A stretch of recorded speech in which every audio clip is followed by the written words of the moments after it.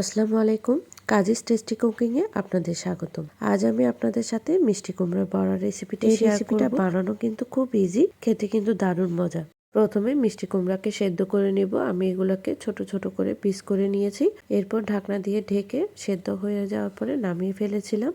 এরপর অন্য একটা কড়াইতে তেল গরম করে তাতে একটার মতো পেঁয়াজ কুচি এবং কিছু রসুন কুচি দিয়ে বেরেস্তা করে নিয়েছি।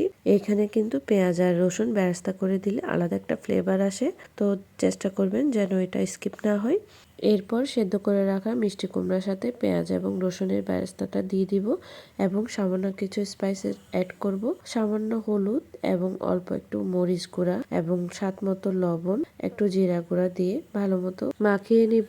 এরপর 2 টেবিল চামচের মতো চালের গুঁড়া দিয়েছি। বড়াটা একটু ক্রিস্পি হয়, তো এগুলোকে আমি আবার বড়া শেপ করে এবার তেলের মধ্যে ছেড়ে দিব। তেলটা যেন মাঝারি হিটে থাকে, অতিরিক্ত হিট দিলে কিন্তু বড়াগুলো পুড়ে যাবে। এই বড়াগুলোকে আমি গরম ভাতের সাথে সার্ভ করেছিলাম। আমার বাচ্চারা কিন্তু মিষ্টি কুমড়া খায় না, তো বড়া বানিয়ে যখন দিয়েছি ওরা বুঝতেই পারেনি এটা কিসের বড়া। হাজবেন্ড তো মনে করেছিল চিংড়ির বড়া, আমি না বললে বুঝতেই পারতো না যে মিষ্টি কুমড়ার বড়া। এটা এমনি নর্মালি ইভিনিং স্ন্যাক্স হিসেবেও খাওয়া যায়।